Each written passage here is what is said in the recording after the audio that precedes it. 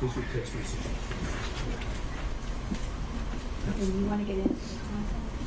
I'm going to set up a question based on this. Here's the follow-up.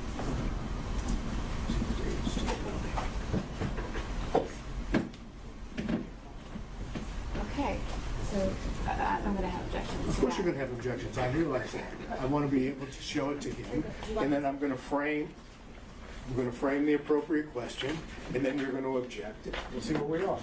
May I approach? You may, sir.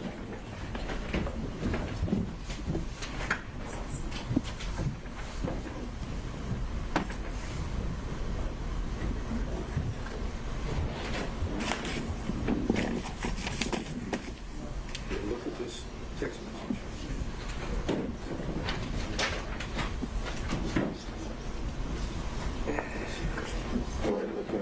Of course, of course.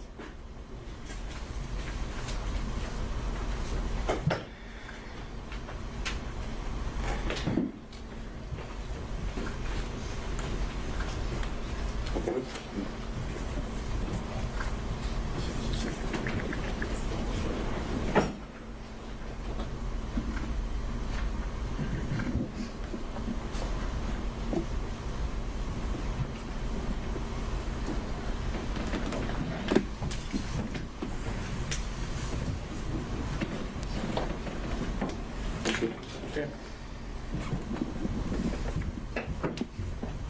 Kind of hard to object. I haven't asked the question. And I know it's coming. Okay. Then you must be a seasayer. Mr. Bradley, I showed you two text messages, correct? Both of those text messages occurred on January the 5th of 2024 at approximately 11:56 a.m. Am I correct?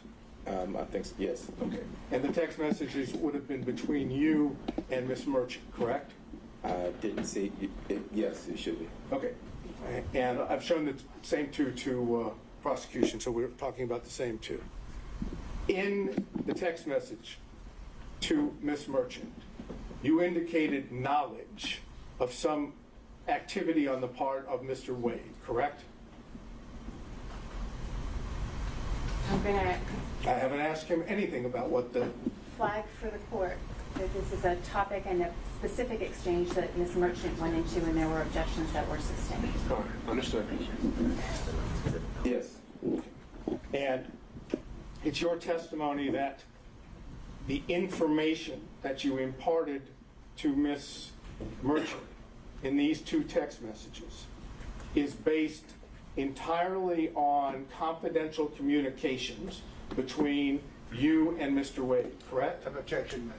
He's referencing specific knowledge. The specific knowledge comes from Mr. Wade, which is we've already established as privilege. Well, the question, he didn't get into anything. He just said, are these two text messages about privileged communications? We haven't actually, he's tested you. I don't see an issue there. Yes. And is it your testimony that the knowledge that you have, which you imparted in these two text messages, came from Mr. Wade and Mr. Wade alone? Yes. Is that correct? Yes. Can you tell us when it was that Mr. Wade imparted this information to you? Objection. All right. And I think that, That's what you're going to do. sure. So I'll sustain that on privilege. And I'm going to introduce for the record, when we finish, these two text messages so that Your Honor has those back there so that you can... Sure. What would they be marked as? Here you go. I have a whole set. Okay. We are up to 24.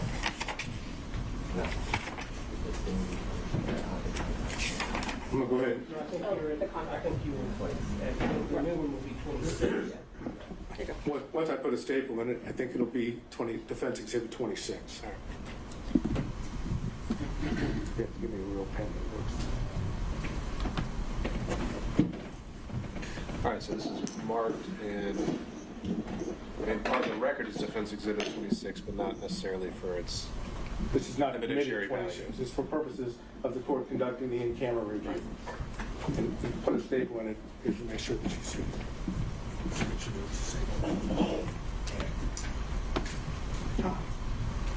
No charge? That was straight. All right, Ms. Sadell, what else? All right, so there was also reference, if I remember correctly, to some email correspondence in which Ms. Merchant sent you the motion that she was going to file to disqualify Ms. Willis and Mr. Wade for your review. Is that correct? That's correct. Okay. And that was sent to you in an email? That was correct. And did you respond to it in an email? I don't think I responded to her in email. Ashley, do we know? He's responded by text. He responded by text. I'm sorry, I mischaracterized it. He responded by text? If I can look at my text, I can, but I'm assuming I did, but Okay, I'm going to get it for you because Okay. I don't want there to be any assumption. As soon as we have it. Let me show you. This is the email.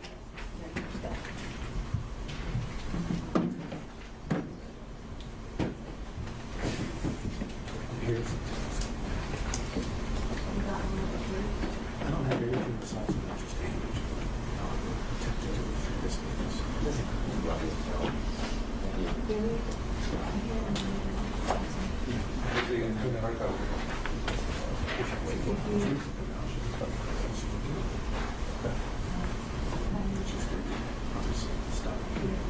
So, is that what you're? I'm going to show you if I might approach.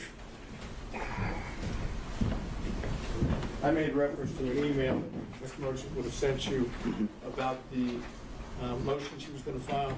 If you look at this, does this appear to be the email that you received?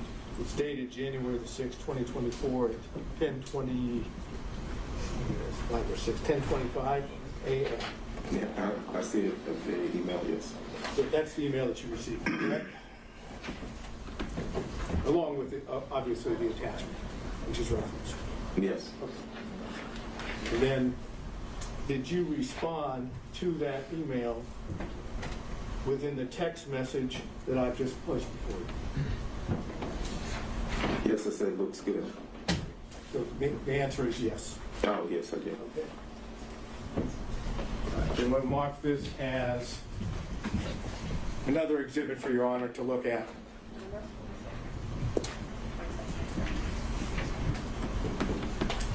Since you love my tone, can I have a seat with you? Oh, I'm sorry, I didn't catch that. Okay, I'm going to have these marked as 27. Okay? All right, so is it your position that what is reflected, let me hand it to you. Yeah. What's the court's rule? To ask or not to ask? We'll take it case by case. I think he's doing all right, so we'll need to ask for this witness. Is it your position that your response, which is the second page of Defense Exhibit 27, is based on a confidential or confidential communications that you had with Mr. Wade?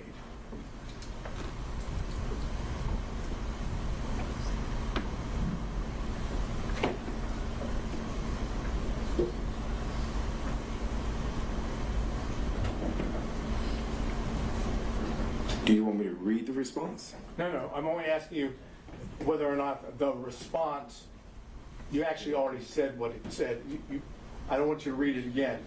Is that response, based on confidential communications that you had with Mr. Wade? Objection, this is privileged and cumulative. All right, so now we're talking about the email, potentially referencing the motion as a whole. He hasn't been asked to actually confirm or deny any specifics, just to say whether his response is privileged. So I think we're just laying the foundation, just like we did with the text message. So you can answer that question, sir. Was my response privileged? No. Was your response to the email of Ms. Merchant, which is on page 1 of that exhibit, is your response, which is on page 2, is that based on knowledge that you received from Mr. Wade pursuant to confidential communications? Yes.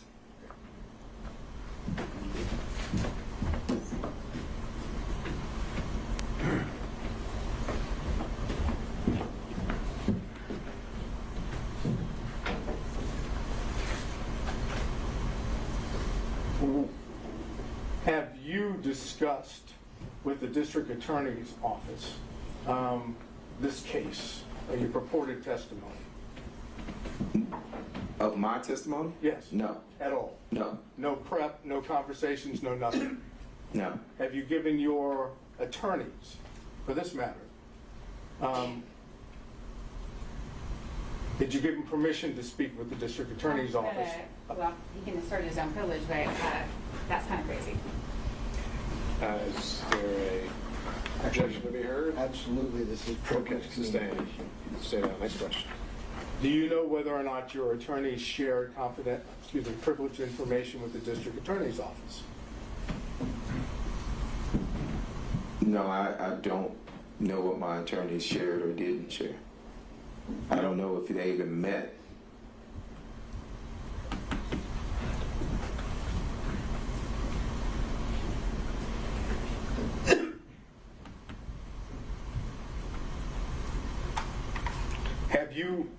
Last question. Have you spoken to Mr. Wade prior to today? No, actually, withdraw that. You're no longer in the same partnership or fee-sharing arrangement with Mr. Wade, correct? That's correct. When did you leave that fee-sharing partnership, pseudo-partnership arrangement?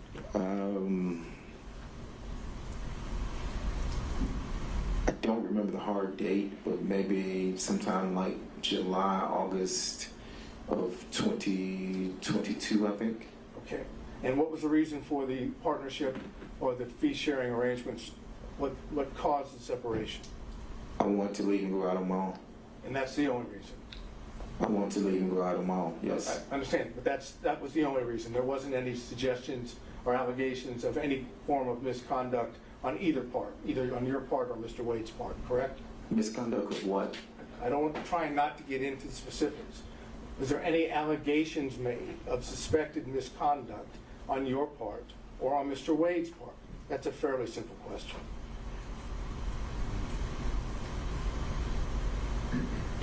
Did he accuse you of doing anything? Did you accuse him of doing anything? Without getting into what it is, were there any accusations made by you or him against each other? We had a disagreement, yes. And did that disagreement have anything to do with Miss Willis? Oh, no. Okay. Did it have anything to do with your conduct? No. Did it have Wait. anything to do with his conduct? Hold on, wait. So we had a disagreement. Whether the disagreement was, we disagreed, and so we dissolved. I left the firm. All right. And was the disagreement having anything to do with alleged or supposed misconduct by either one of you? I don't. If you define misconduct, I'm telling you, we had a disagreement, and we. Just tell me what the disagreement was then. The disagreement is mine to know. I mean, I don't see the relevance of the disagreement that I had. It had nothing to do with this Trump case or any other case. I'm simply getting a question asked, what was the disagreement? It's not privileged, correct? No, that is privileged. Oh, it is privileged. It Why is. is that privileged? Because it's privileged. I can tell the court in camera, but it was privileged. Ask a few questions further to see if this is actually something that does fall within that privilege. We can take it from there. Did it have anything to do with you representing Mr. Wade in any capacity? Excuse me. It would fall in that line, yes. But your testimony is that it has nothing to do with your representation of Mr. Wade in connection with Miss Willis. As it a connection to Miss Willis, that's correct. It's connected to the matter for which you were hired by Mr. Wade? I wasn't hired by Mr. Wade. I thought you were the attorney representing him in the divorce. Oh, I apologize. I thought you were saying something else. Oh, yes. So will it apply as to Well, I was hired during the, yes, that's correct. I'm not sure what this correct means under that. We kind of got lost on it. You asked the It did or question. did not relate to your representation? It did Mr. relate Wade, to my representation. in the marriage case. It does. And this was whose decision was, at that point, did you stop representing Mr. Wade? It wasn't at that point, no. Was it before that? No, it was after that. Okay. And how much longer did you represent Mr. Wade in the divorce action? I went to see the divorce proceeding to see Mr. Wade. I represented Mr. Wade for a time after that. He represented me in a construction case for a time after that. And I'll have to look at the filings. I ended up hiring new counsel for my construction case. He ended up, but it wasn't right at that moment. It wasn't in a matter of weeks. It was. So you continued representing him in connection with the divorce case after you had the separation that you've made reference to? And he continued to, yes, and he continued to represent me on a construction case. But the separation, at least in part, if I heard you correctly, and please tell me if I'm wrong, had something to do with your representation of him in the divorce case. That is correct. Okay. Now, Mr. Wade has testified that he did not have a relationship, a personal relationship, a romantic relationship with Miss Willis until sometime early 2022. Okay? I'm leaving that as the premise for what I'm about to ask you. Do you possess information that counters that, that's inconsistent with that?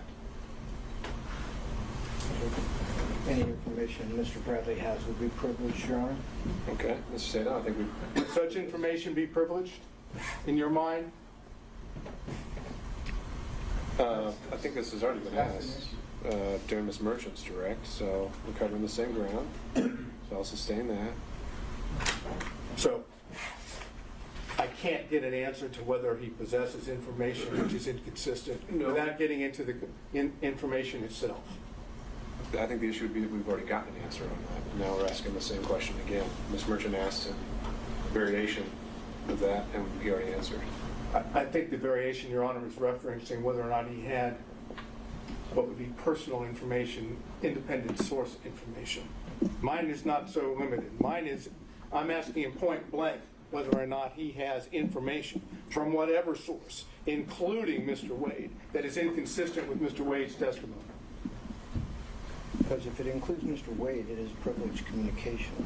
So therefore, the answer is it's privileged. If it excluded Mr. Wade, that would be a different appropriate question. And I just want to say, the answer is either it came from privileged information or it's hearsay. That's it. He's already testified that he has no personal knowledge. Unless it's for impeachment at this point. But Mr. Sada, I think that might be too fine a distinction for me to see the need for the question. I think I'm failing to see the difference. Well, I'm not asking, respectfully, I'm not asking you to see the difference. I'm asking whether I can ask that question and elicit a response which doesn't elicit the actual communications, which is what I'm attempting to do. And if Your Honor says I can't, then I'm finished. And I think that this was another aspect of what came up before, which is, in my mind, even confirming the existence of the information goes into privileged communications, whether he does or does not possess information. If it came from that relationship, that's part of the privilege as well. So if I make that clear, then So you're sustaining what the objection would be. That's right. It'd be sustained on privilege. And of course, all the questions that we're Reserved for the talking about record. as far as the foundation about when things are said and what is said, you're going to go into, if I understood correctly, ex parte in camera with the two exhibits we talked about. That's right. My intent would be to make a record of the knowledge of when it was obtained and the extent of it in the different sources, and that'll be sealed. And what was actually said. That's right. So I guess my question to the court before I sit down is, if hypothetically you learn through this in-camera ex parte examination that the information that this gentleman has through the attorney-client privilege is in fact inconsistent with what Mr. Wade testified to under oath, then the court is going to then make a determination of whether it can be used here or whether it just remains in the record sealed. So my intent would be to make the distinction of, from the in-camera hearing, if I still determine that everything is covered by privilege, then anything else that is said cannot go into the factual determinations or credible determinations that need to be made. And so just the issue of whether the privilege did or did not exist is preserved. So, again, just to follow through to make sure. So if the court knows that there's been a fraud upon the court through the lie of Mr. Wade, none of us are going to know that that in fact occurred, and the court's going to be in a position of making a determination on the motion, even though the court knows that it doesn't have all the information, truthful information. I'll take a closer look at the case law you provided to see if that is actually a variation of the crime fraud exception. And I'll apply the crime fraud exception as I see it. Right. And again, I'm not suggesting it is a variation. It is totally separate from crime fraud. It has nothing to do with using the legal advice of the attorney in order to commit a crime. It's you go ahead and commit fraud or lie to the court when you fully know that someone, your attorney, has information which is counter or inconsistent with what you've testified to. And to that end, Mr. Sadout, that is something that you can, I mean, I've got this case from Ohio, but if you can find something more on point in Georgia before we schedule Other this than the for one I argument. gave you, The 1935 case. The Atlanta Bottling Company. I don't think it went that far. I think it just kind of said the sword and shield language, and it didn't go so far as to say that there's this alternative theory about fraud upon the court. But we can flesh that out in our research. I appreciate that. Thank Okay, Mr. Stockton. No questions, Judge. Mr. Durham. No question, Your Honor. Mr. McDougall. No questions, Your Honor. Mr. Rice. I have a few questions, Your Honor.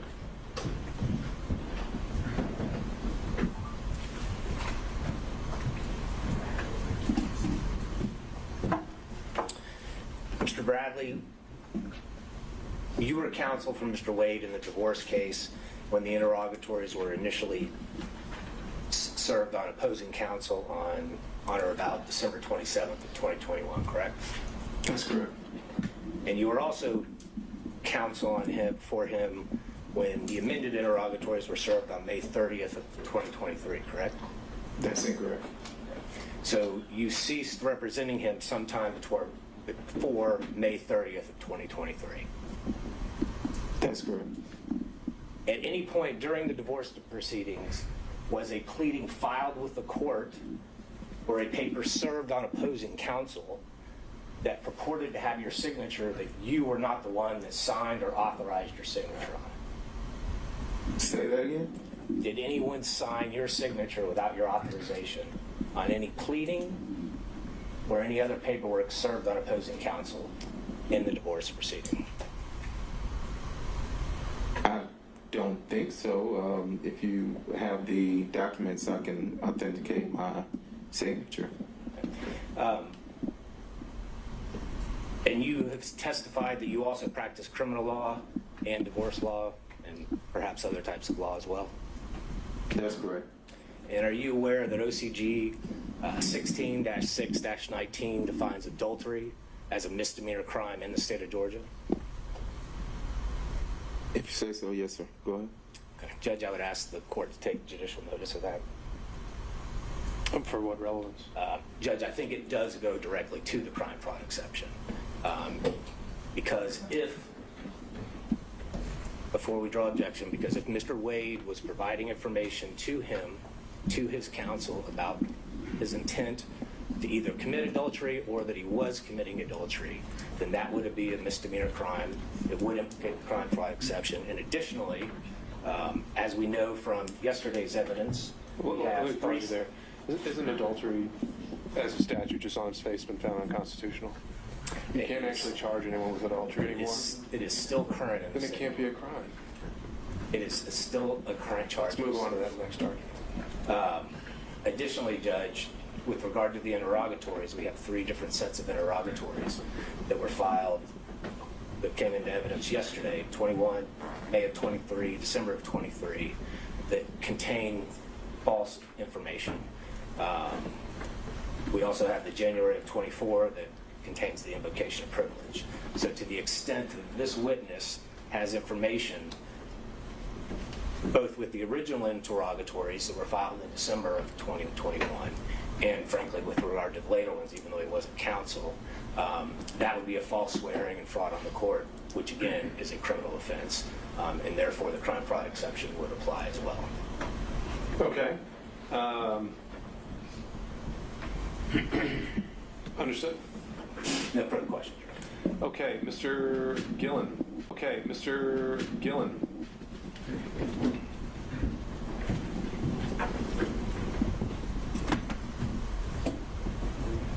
Good afternoon, Ms. Bradley. Good afternoon. Been a long day. When did you sign your engagement letter with Mr. Wade to represent him in divorce proceedings?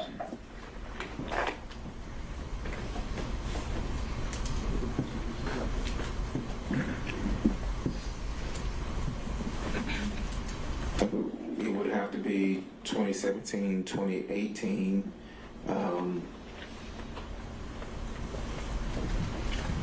Same time frame, 2017, 2018. So did you sign or have signed an engagement letter to represent him, or are you just speculating? I can't recall. I mean, we were in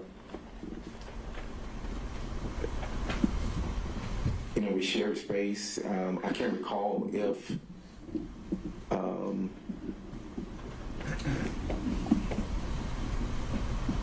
there was a contract or if there is a contract. I think there is a contract, but right now it would be speculation.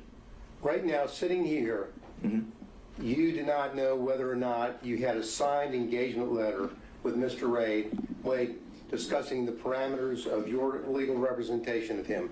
Isn't that correct? That's not correct. I mean, I can't say. I don't have my files or anything with me. Well, sitting here, you do not have specific recollection or knowledge that you even had an engagement letter to represent him. Isn't that right?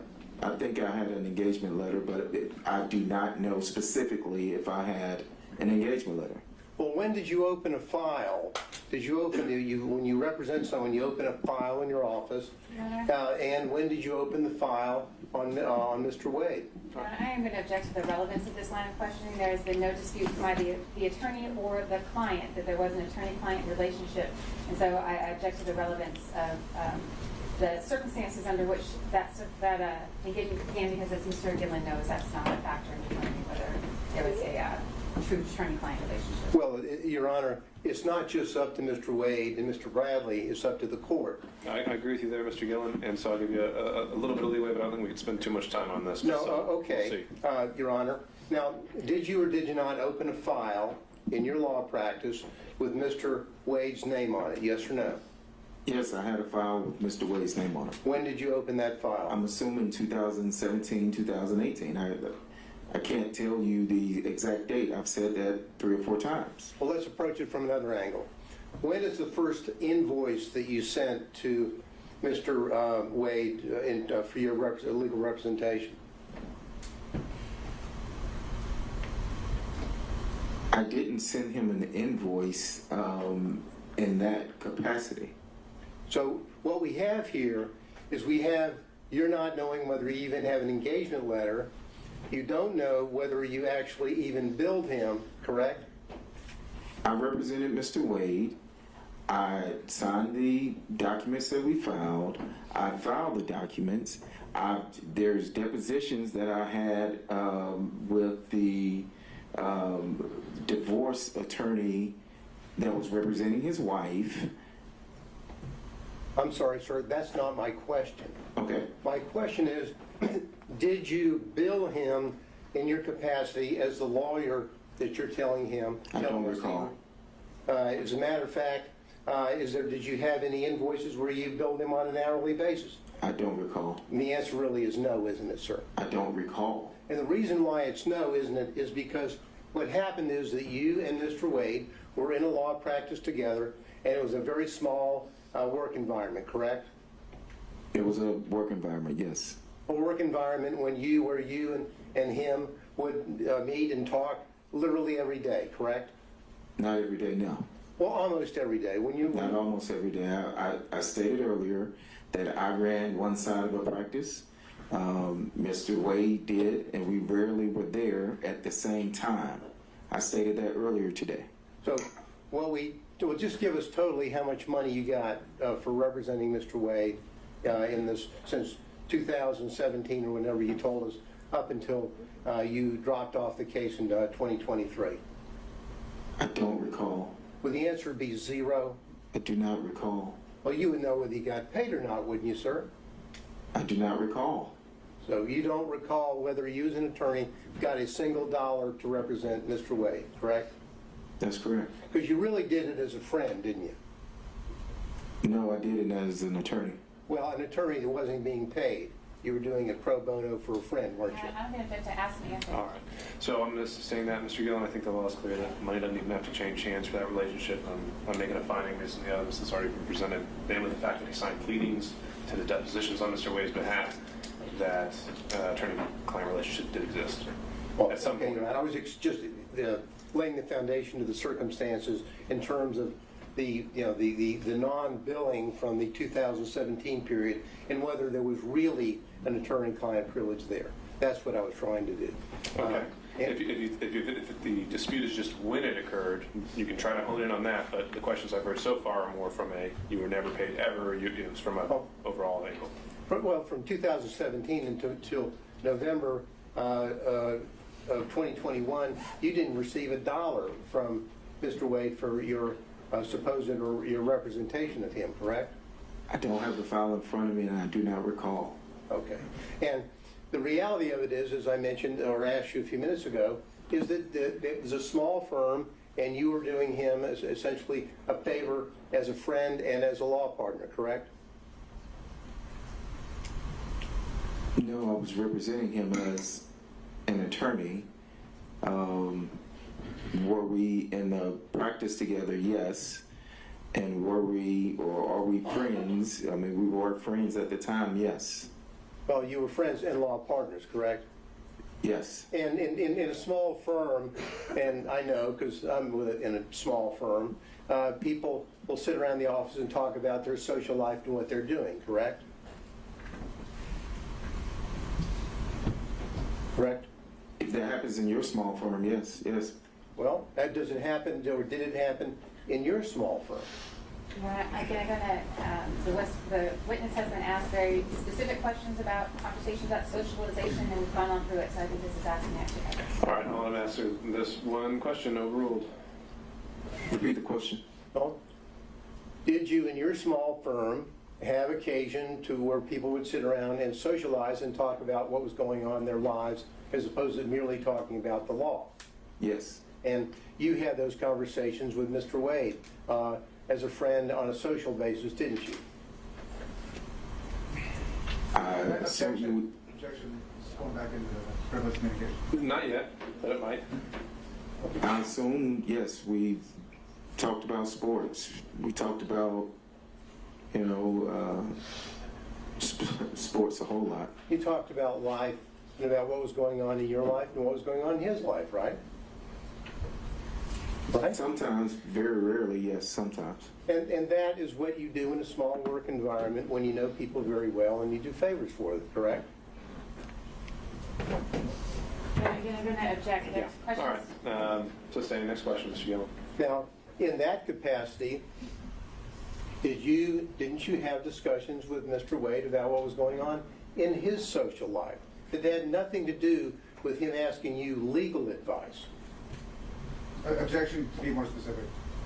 I think he's just asked whether he socializes outside of legal advice, so I think you can answer that question. I did answer the question. I said we talked about sports a lot. And I'm asking, sports is one thing. The social life, did you talk about each other's social life, like Mr. Wade, and who he was dating? All right, so that'll be sustained on privilege.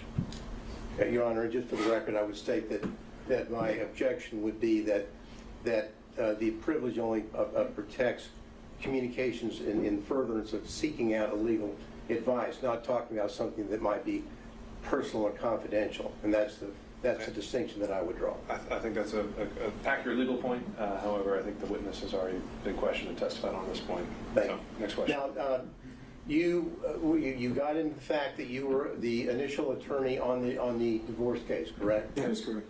Now,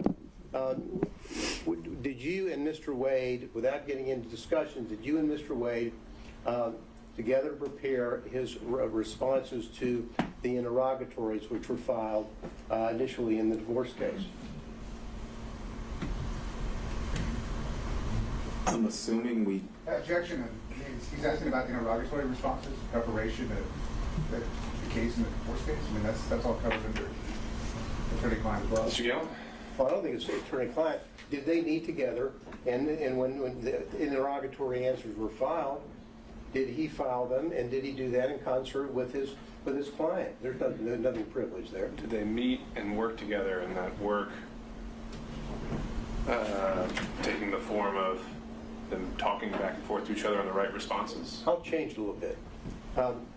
Did you review yourself the interrogatory responses given in the divorce case? I did. And whatever knowledge that you had when you were involved in the interrogatory responses, you had the knowledge of all that material or information that you had without getting into the content. Objection. You had all of that knowledge and Question. information. I'm sorry, let me get my question out That's what I before was trying to he say. objects. And when you filed those interrogatories, you had all the knowledge and information that you had obtained from Mr. Wade from 2017 up until the date the interrogatories were filed, didn't you, sir? Okay, so Objection. that's, the follow-up question to that is going to be incorporating knowledge learned during communication. So No, I'm not going to have a follow-up question. I just want to know whether is that the case? When he filed the interrogatory forms, he had all of the information that he had discussed with Mr. Wade from 2017 up until the time. That's it. That's my final question. Okay. It's all In which case, without doing that extra assuming link that he based his answers on those communications, it has no relevance. Well, it does in the sense that it shows what knowledge he may have had when he, the attorney, is filing interrogatory responses. That's what it shows. Okay. I'm still not seeing the relevance of his knowledge as the attorney filing the responses, unless you're linking this back to Well, Mr. Wade. it gets back, Your Honor, to whether or not, if you're an attorney and you're filing an interrogatory response, which you have reason to believe, or specific information to know that certain responses are not accurate, then you shouldn't be filing them.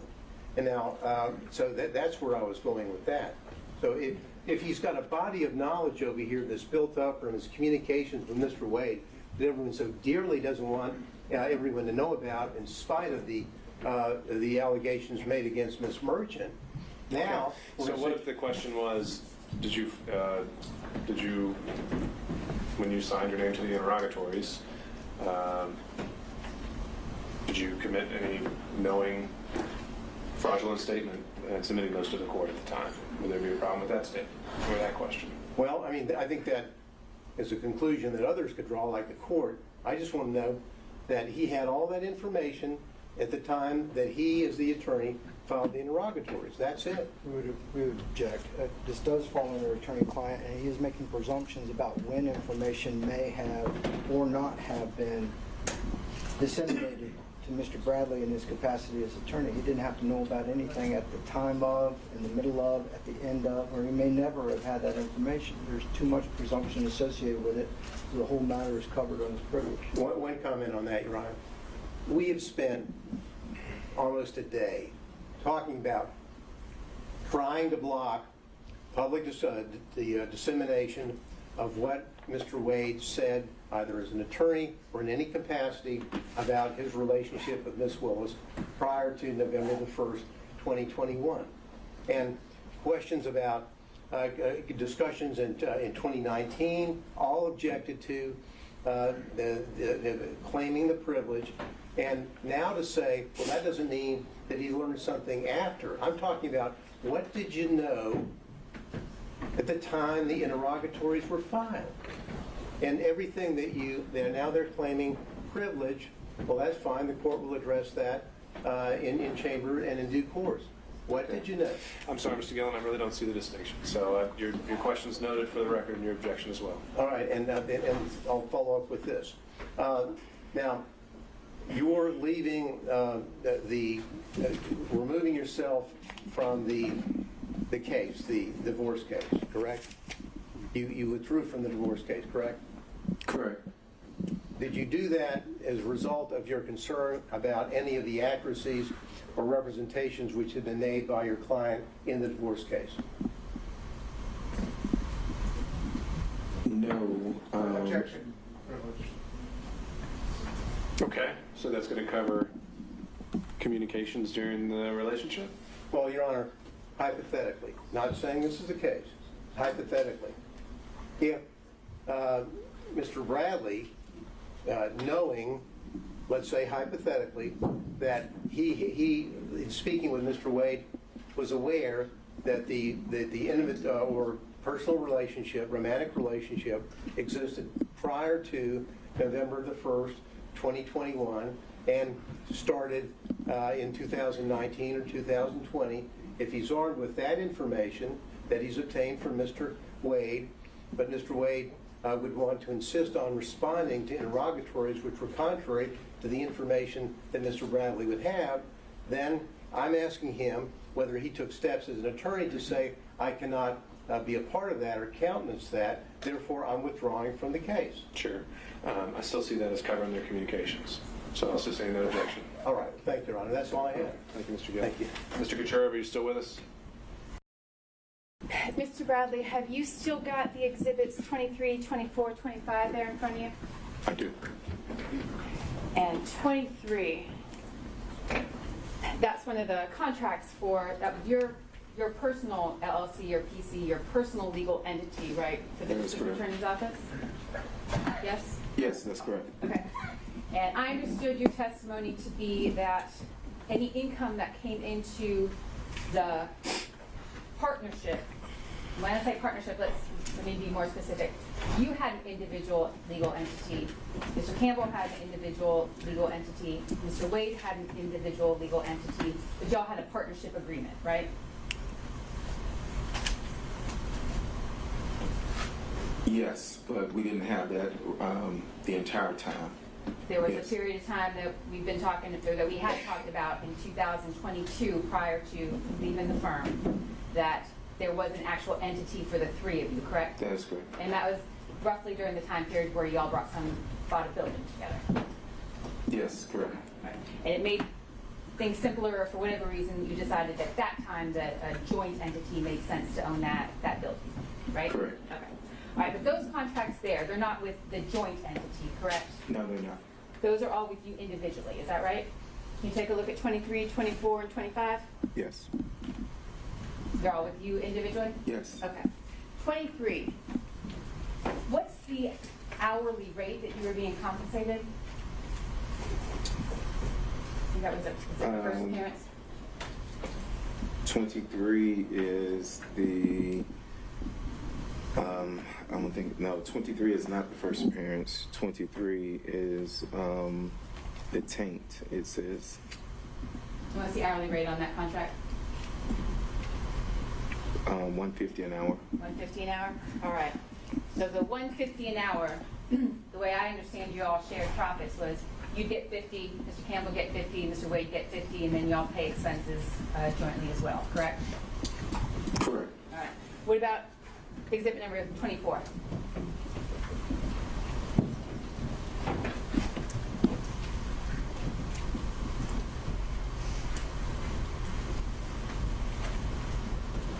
It seems to be the same. Same amount? I don't know if it's the same amount. I'm interested in the amount. Can you tell me the hourly no, rate? the amount was $65 an hour. $65 an hour? Mhm. All right. That's not a particularly high rate for an attorney in the Atlanta metro area, correct? No, it's not. All right. Was that a government rate that you were willing to accept at that time? Yes, that is correct. All right. And so the $60 you're getting for that contract, again, that's split three ways, you, Mr. Wade, and Mr. Campbell, correct? That is correct. So when you were being minus asked. expenses and stuff like that. Yes. Exactly. That was the income, and then expenses come from that, and then profits, whatever's at the end, correct? Correct. All right.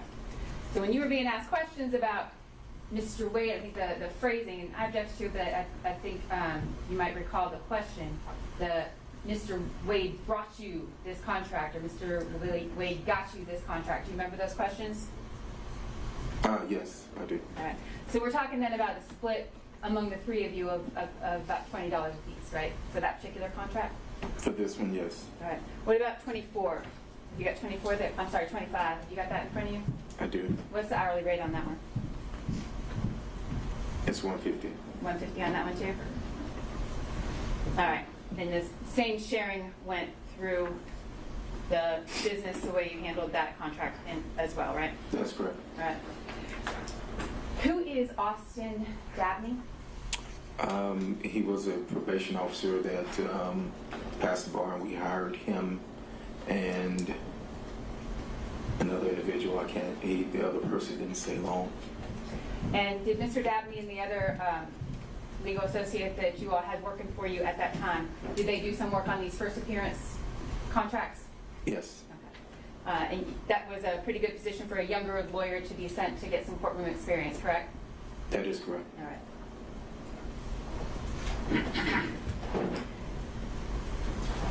2020, you're aware that Mr. Wade had a serious illness during that time?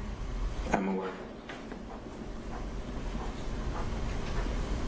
And you and Mr. Wade, I think you described your relationship in a lot of details earlier about specific circumstances, but you were business partners in, let's say, up till the time you left in summer 2022, correct? That is correct. You were business partners up until that time? Yes, I said yes, that is correct. Okay. And while you didn't socialize together frequently, you considered yourself a friend of Mr. Wade at that time? Yes, we were friends at the time, yes. All right. You are no longer business partners. That is correct. You are no longer friends.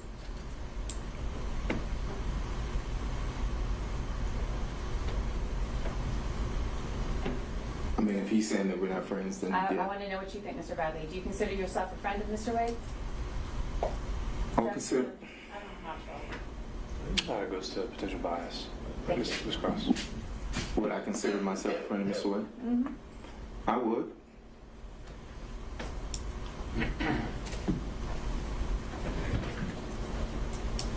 You were asked questions, Mr. Bradley, about the circumstances under which you left the firm. Do you recall those questions? I do. All right. And you left the firm. The firm remained the same as far as other employees, Mr. Wade and Mr. Campbell, as the named partners of the firm. You were the one who left, correct? That is correct. And you termed it as a disagreement. Do you recall answering questions as though you left due to a disagreement? Yes? Yes. And that disagreement was that there was an allegation of sexual assault by an employee made against you, correct? That is incorrect. There was not an allegation that you that you sexually assaulted one of the employees in the firm.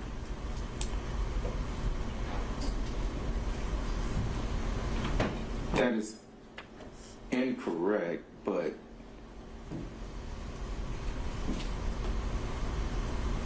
yes. Yes. Yes, there was an allegation that you sexually assaulted a member of the firm, correct? Yes, there was an allegation, yes. And as a result of that allegation, you left, I did. and you were no longer business partners with Mr. Wade. That is correct. The firm remained intact, and in fact, the employee involved remained with the firm, correct? I'm not certain of that. They did leave the building, of course, and I don't know. Some of the employees did leave. Mr. Bradley, you in fact paid that employee $20,000, correct? That is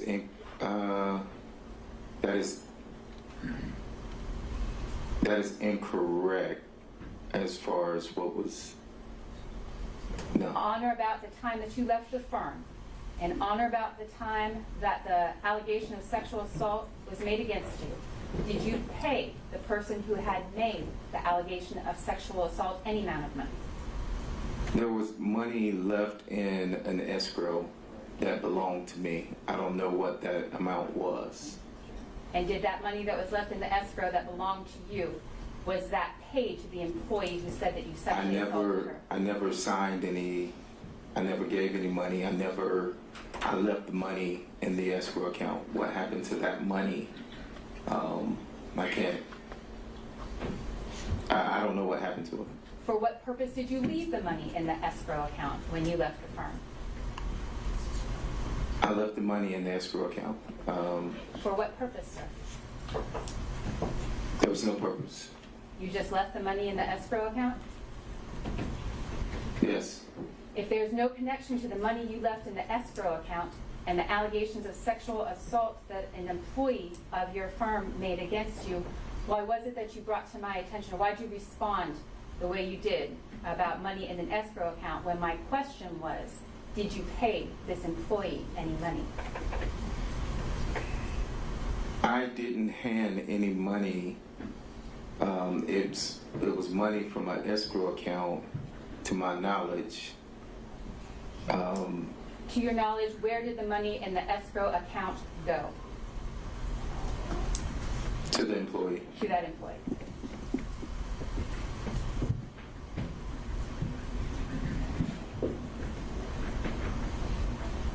Was there one allegation or one incident of sexual assault with this employee, Mr. Bradley, or was there more than one? Just one incident. There were not two. To my knowledge, there were not two incidents. No. I'm asking for incidents that you have been involved in. Were there two incidents where you sexually assaulted this employee? No. I There's didn't only sexual one? assault anybody.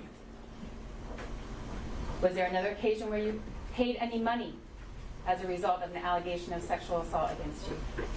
No. Did you sexually assault any clients of your firm? No. Never. Never. Who's Anna Rodriguez? I don't even know their name. You don't recall a client named Anna Rodriguez?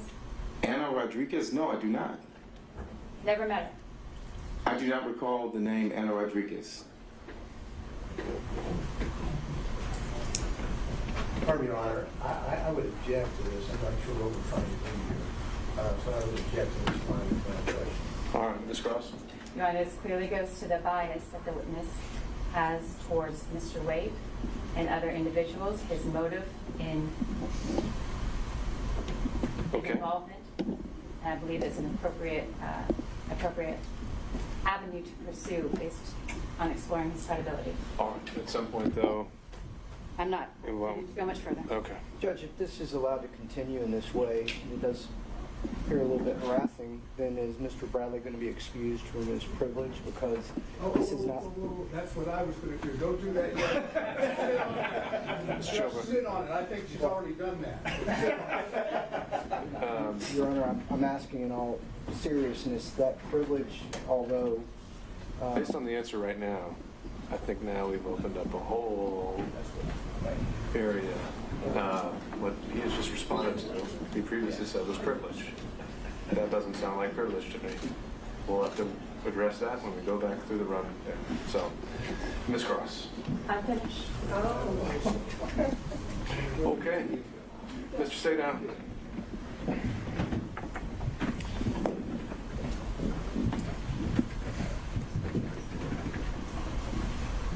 You were accused by Mr. Wade of misconduct in the course of your representation of Mr. Wade, correct?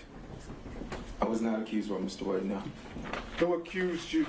Did Mr. Wade not, based on the questions were just asked, did Mr. Wade not bring to your attention the sexual assault allegations?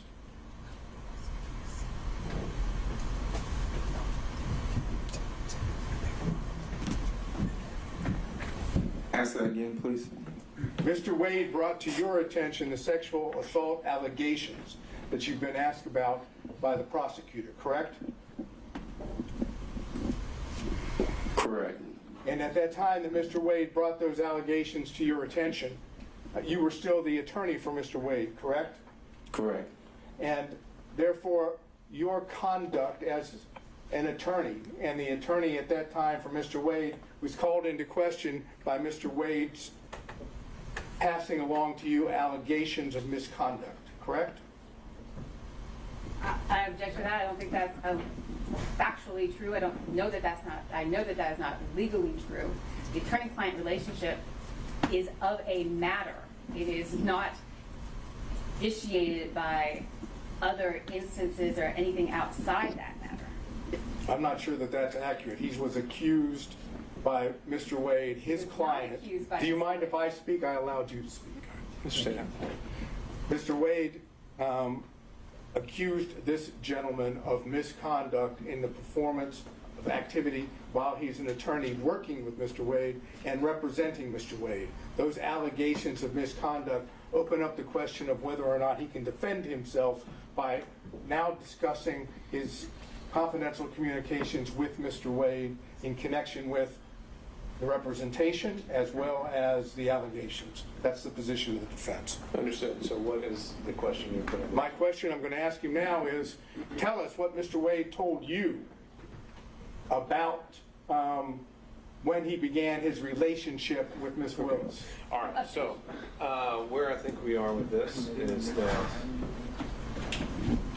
Mr. Bradley previously testified that the reason he left the firm was totally and completely covered by privilege.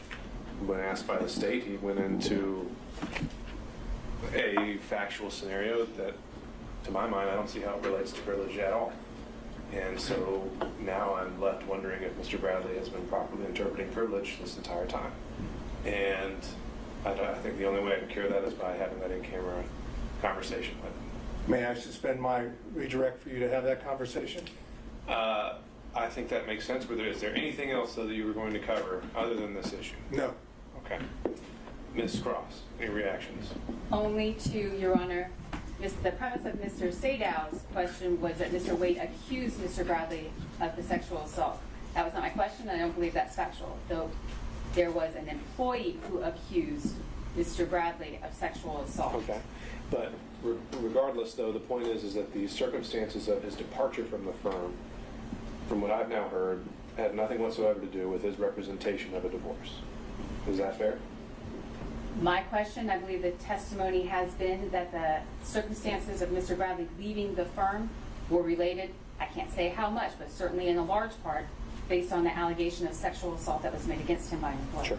And his previous testimony was that that was totally covered by privilege. Yes, he lied. Okay. All right.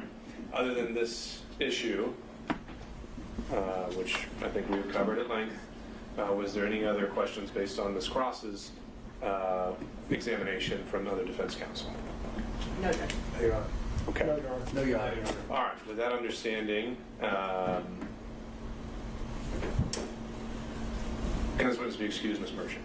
Yes, Judge. All right. So, Mr. Bradley, I would ask, I don't know if we may be able to do it today.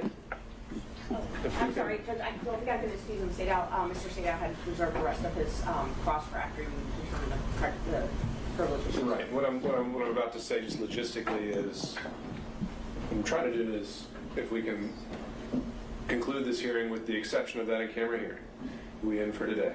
And if as a result of that in-camera hearing that I learn that we need to reopen the evidence, then that's what I'll do. So to that end, I can give Mr. Bradley instructions that he's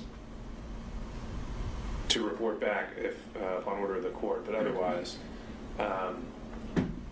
is there anything further the parties need from him today? Not from him, but I wanted to get those certified. I know there's other housekeeping things and things we need to do. And based on the testimony, we do have another witness, Your Honor. It doesn't involve Mr. Bradley Right. requiring to be here.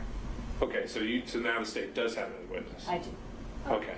All right. In that instance,